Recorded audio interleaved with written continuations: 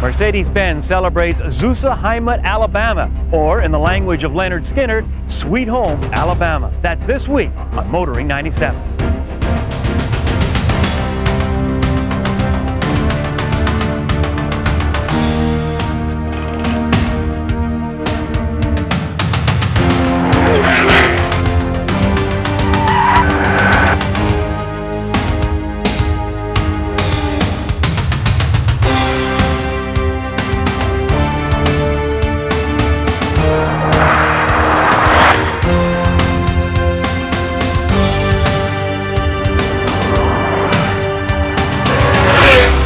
TSN's Motoring 97 is brought to you by Quaker State.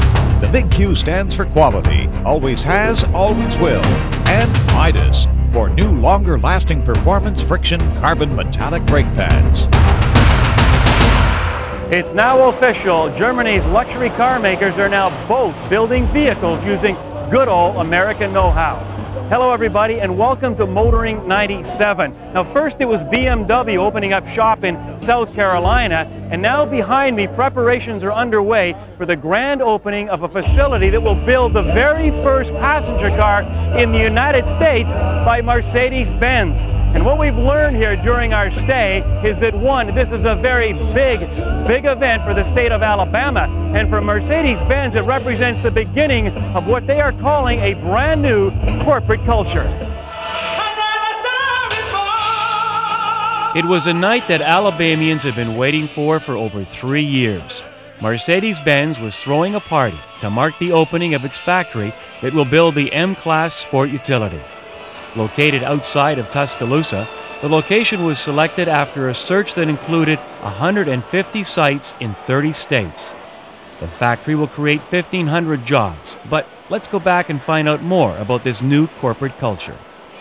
We are the oldest car manufacturer, Daimler-Benz, and we had success for a very long period of time. Success has a risk in itself that at some time you get very satisfied on what you achieved, and this is the beginning of the crisis.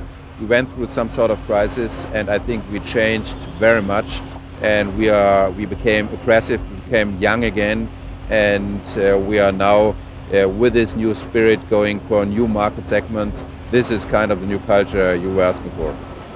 There's no doubt that North America offers a different culture to Germany. And it could be said that Alabama is probably a cultural shock to many. So the question is, does Mercedes adjust to the locals or vice versa? Of course, many of the people working at this plant didn't work with their automobiles before. But the dedication, the motivation is fantastic. And so we don't feel a shock. We feel great spirit and very, very positive experience here working together with the people from Alabama. The state of Alabama offered over $250 million in incentives to attract Mercedes. And along with the jobs, the state is hoping to eliminate the stereotype image of a redneck state. Oh, I've been in Alabama for a long time. I've also had the opportunity to live in many other states. I've known for a long time that the Alabama that I know is not the Alabama that some people in other parts of the world have of this state. Mercedes will lift the image of any state where they go, including Alabama. People are so excited about this. It's created 1,500 jobs, and people just are looking to Mercedes to really help this area grow. Some of this thing back here was nothing but a field. There were fishing ponds and farm fences, and now it's really just brought so much excitement here, and people are excited about the unveiling of the Mercedes, but they're also excited about being able to unveil Alabama and show people a little bit of Southern hospitality and what barbecue is all about, and hope people come back and want to see us again. The overall plant has a capacity of around about 65 to 70,000 per year, and we are producing at the beginning of next year the full capacity. We are having then 270 per day. And we have a team concept there, so each of the team members must help each other to achieve the level they have to achieve quality-wise in the station. I don't want to put you on the spot, but there used to be a Buy America Right. Is there any of that feeling, and not only in Alabama, but in the States, that it's a foreign company moving in? Well, I don't think I can really address that, except for the fact that they're bringing jobs here for Americans, and people really appreciate that. People are getting opportunities that they never dreamed that they would get in their lives. People are making and earning $36,000, which is a lot of money for some people in this area. And schools are looking at improving the schools and improving law enforcement in the area, so they're embracing it right now. Mercedes-Benz has gained its reputation by building luxury cars. It could be said that Mercedes has more to lose now by entering the already saturated sport utility market. I would say not that we have something to lose, but you know, if we are entering a new market segment, we must think very, very in a lot of details how we do it and what can we offer over and above what is today in the market. And we saw that there is a kind of necessity to bring a Mercedes-Benz, the brand, into the sport utility segment. And that's the reason we developed this from the scratch on. That's not a truck, that's a Mercedes-Benz car if safety, durability and quality is concerned, but at the same time it has an on-road performance and in addition off-road performance what you cannot find on the street today. You're going to take the lead now? We will be, with this M-Class, we will be the lead. You going to buy one? Oh, I'll buy one any day. Got one on order.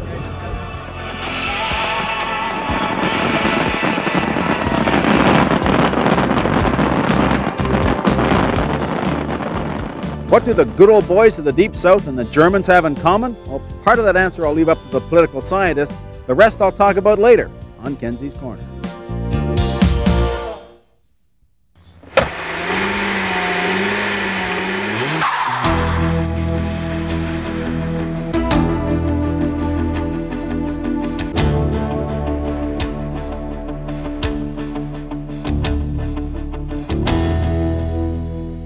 This week on Test Drive, we take a look at the granddaddy of the sport utility market. Believe it or not, it was way back in 1984 that the Cherokee was first released. And since then, it's seen but one facelift, and that was this year. The styling of the Cherokee is, to say the very least, subtle. Indeed, you need a 96 model to fully appreciate the changes from an aesthetic perspective. You do not, however, need an old model to appreciate the hidden upgrades. The uniframe, for example, is no less than 43% stiffer. The advantage of uniframe construction is that it gives the Cherokee a stiff platform. This not only eliminates a lot of the usual body flex when off-road, it also gives the vehicle a remarkably civilized ride on-road. Beneath the sheet metal, the suspension setup continues unchanged, meaning low-pressure gas-charged shocks, roll bars at both ends, coil springs up front and leaf springs in back. Now, Chrysler offer an optional upcountry suspension package. This brings stiffer springs and high-pressure gas shocks. The combined effects work wonders controlling body roll without compromising comfort, making it a must. Another option that should not be overlooked is the skid plate package. This is particularly important if you venture off-road. The Select Track system in this Jeep is one of the simplest and yet one of the most effective because there's a setting for every situation. Under normal circumstances, you're in two-wheel drive.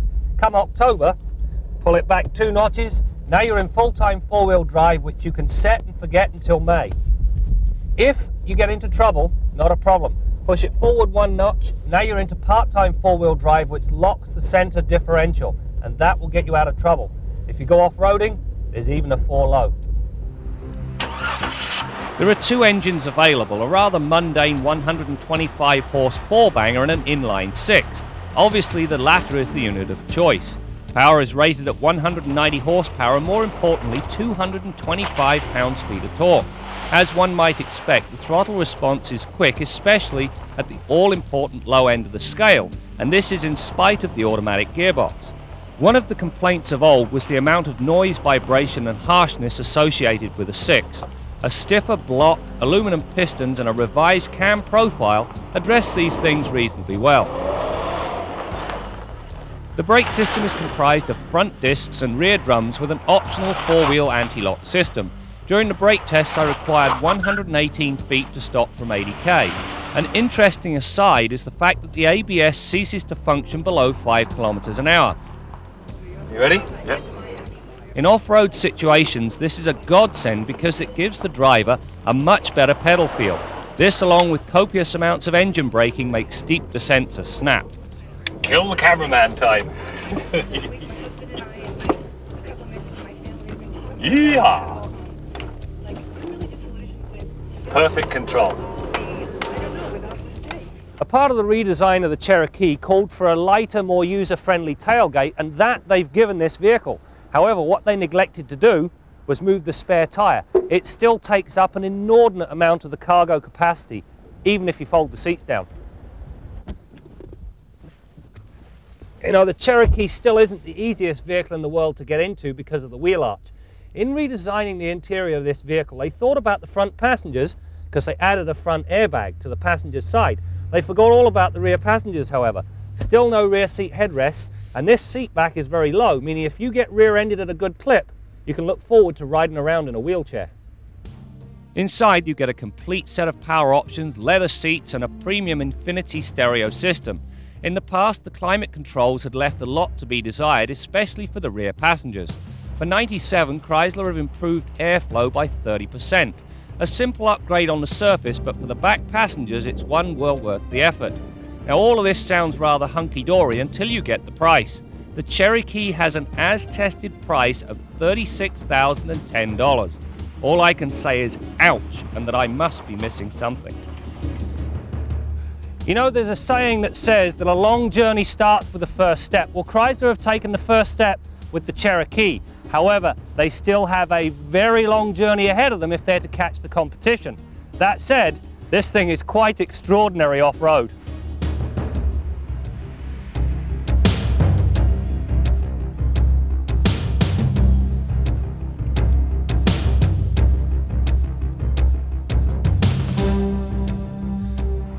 The Transport is truly a horse of a different colour. The original looked like a hound on the scent and it lacked performance.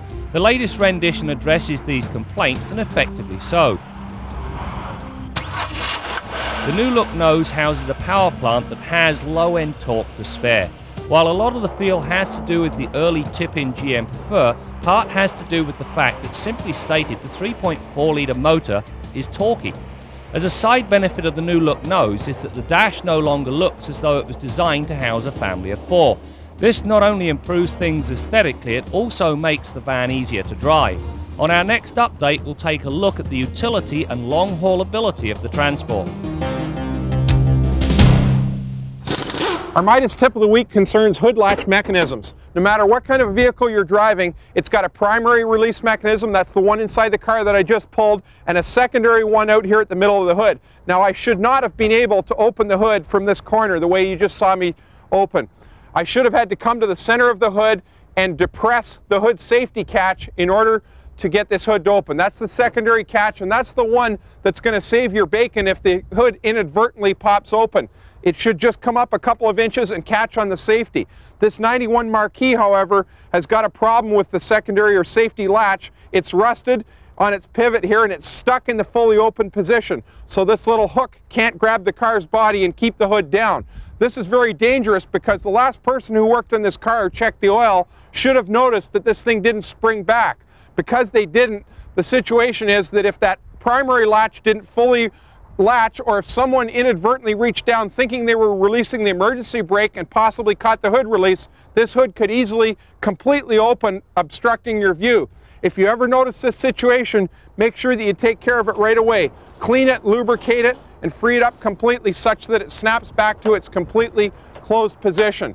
Now, this problem has become so serious that Transport Canada has issued a warning to motorists to regularly inspect this and lubricate it at least once every 6 months.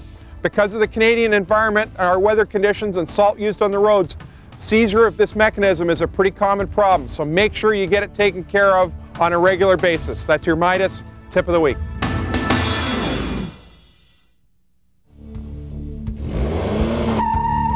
Of the 5 concept cars Chrysler brought to Willow Springs, California, only the Jeep Icon was not drivable. The Icon was the same show model that was introduced at this year's Detroit Auto Show. The Jeep Icon is considered a serious creative illustration of the next generation of Jeep Wrangler. Maybe the most fascinating concept car was the Chrysler Phaeton. The setup for that was really imagining, you know, the lawn at the Concours events at Pebble Beach or Meadowbrook, or some of the wonderful reminiscences of the classics of the past. And it was also taking a look at what we had been doing over the past few years. When you look at the sequence of cars like the Chrysler 300 concept, the Atlantic, some of those things, and trying to capture some of that feel. And we had been wanting to do a four-door convertible, and the Phaeton was a result. And very, very impressive, you know, when you look at powertrain, when you look at all of the things that went into it, the mechanisms.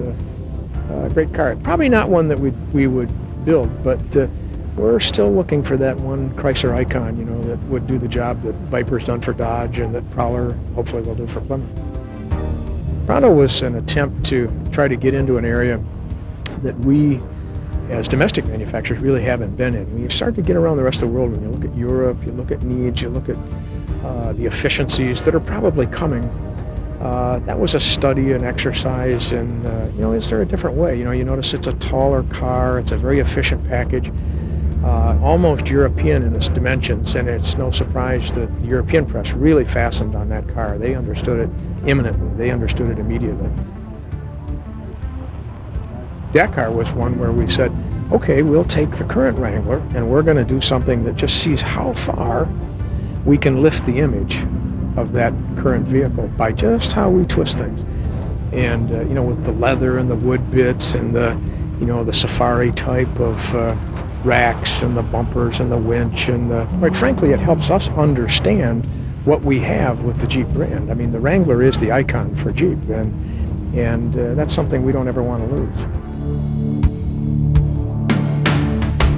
You know, the new Mercedes M-Class will be competing in the heart of the premium sport utility market, along with the likes of the Ford Explorer and the Jeep Grand Cherokee. Now, there are many who are still surprised that Mercedes even built a sport utility. I wonder how Bill Gardiner feels about that. Let's go to the shop and find out. Bill? Well, Brad, if I were in the market for a sport utility vehicle, there is only one, as far as I'm concerned, that I'd even consider looking at, and that's the Chevy or GM Suburban. I'm just waiting for them to drop the price about $15,000, and then I'll jump right into that market. But you get an idea how stingy I am. I don't think you'll be finding me lining up at the Mercedes showroom for their sport utility. I can just imagine what they're going to want for one of those babies. Anyhow, what we want to talk about this week is seatbelt systems, something common to just, well, in fact, every vehicle on the road today. And by and large, seatbelt systems are intended to be replaced if there's any kind of a problem with either the buckle side or the retractor. The manufacturers design these things such that you have to replace them. They don't sell service parts for them. They want you to replace the whole thing because they're worried about unqualified personnel messing with these things and possibly having them in a unserviceable condition. However, there are a couple of exceptions to the rule, things that can happen to foul up your seatbelt systems that can be fairly easily remedied if you can get at them. And that's what we want to talk about today. One of those situations that you can quite often easily rectify is a problem with the buckle assembly. Now, this one is completely fully latched, but quite often we have cars brought in where the seatbelt just won't catch because there's a foreign object down here in the buckle. A coin is the most common thing that gets in there, but a button or any other piece of debris that falls in there can prevent this thing from properly latching the seatbelt when you plug it in. Now, if that's the case, it's fairly straightforward. Sometimes you can tip it over and shake the object loose, or in worst case scenario, if you get a pair of tweezers, you can quite often pluck the coin or whatever it is that's fouling up that buckle out of there. But as I mentioned, if the problem's more extensive, then you should replace the buckle assembly with either a new one or one from a wrecker's. Now, when it comes down here to the retractor assembly, the most common problem that afflicts these is the belt getting folded or twisted as it comes back onto the drum. As the belt goes back in, if it has a twist to it, something like this, it goes back on the drum folded, it'll bind the inertia lock and prevent the retractor from working properly. Now down here, where I've got my finger, is the inertia lock. When you hit the brakes really hard and the vehicle is stopping quickly, abruptly, the inertia lock locks these little ratchets on the drum and firms up the seatbelt. I'm sure you've all felt that under a panic stop. You felt that belt tighten up on you. And back here on the drum that retracts the shoulder harness portion of the seatbelt, you can see the same kind of a ratchet, and there's the inertia lock down there. As I mentioned, if they get twisted or folded, going back onto the drum, it's going to foul them up, and that's usually a pretty straightforward monkey see, monkey do fix. By far the best piece of advice that I can give you is to be careful when you release the seatbelt buckle. Before you let this portion of the belt go down into the retractor, just take a quick look at it and make sure that it isn't twisted or folded, because if it is, it goes back onto that drum improperly, it's bound to jam up. Now if it does, remember that in most cases you can somehow get at the retractor drum and straighten it out. Or if the problem happens to be on the buckle side with a foreign object in there, you can easily remove that foreign object. But if the problem is any more extensive than either one of those two situations, don't attempt to repair the seatbelt buckle or retractor. Get them replaced. It's very important. Till next week, I'm Bill Gardiner for Motoring 97. A portion of Motoring 97 is brought to you by the Solder Seal Gunk family of automotive products, makers of Puncture Seal Gold and Liquid Wrench.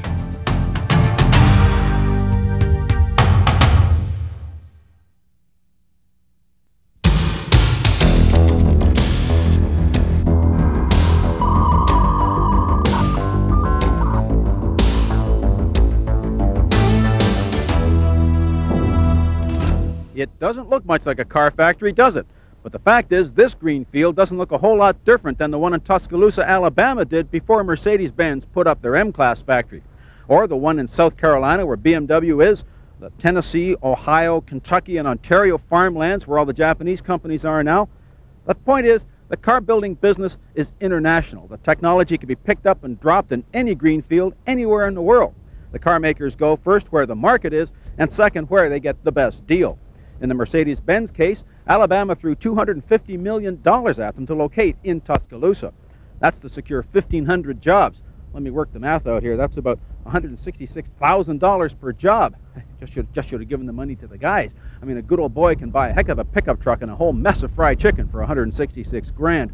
But Alabama figures the supplier industries that will move in to support the Mercedes factory make it all worthwhile. I mean, that's really what happened in Kentucky, Ohio, and in Ontario when the Japanese companies moved in, and it's not a whole lot different than what happened in Detroit or Stuttgart around the turn of the century. A car factory is a magnet for further development.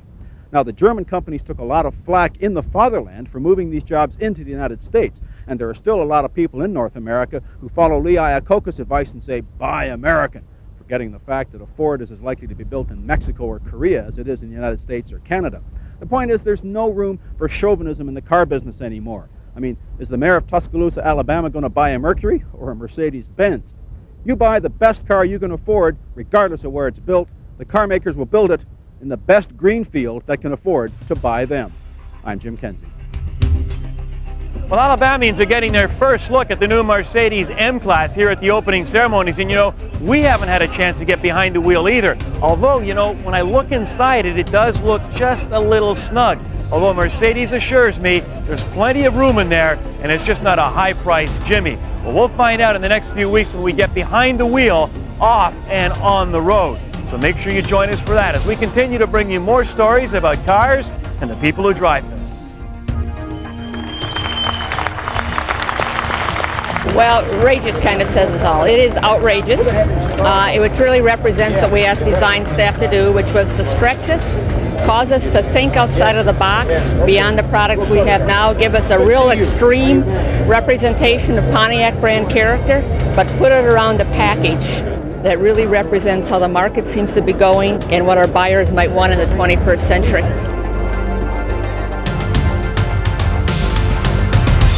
TSN's Motoring 97 has been brought to you by Quaker State. The big Q stands for quality, always has, always will. And Midas for new, longer-lasting performance friction carbon metallic brake pads.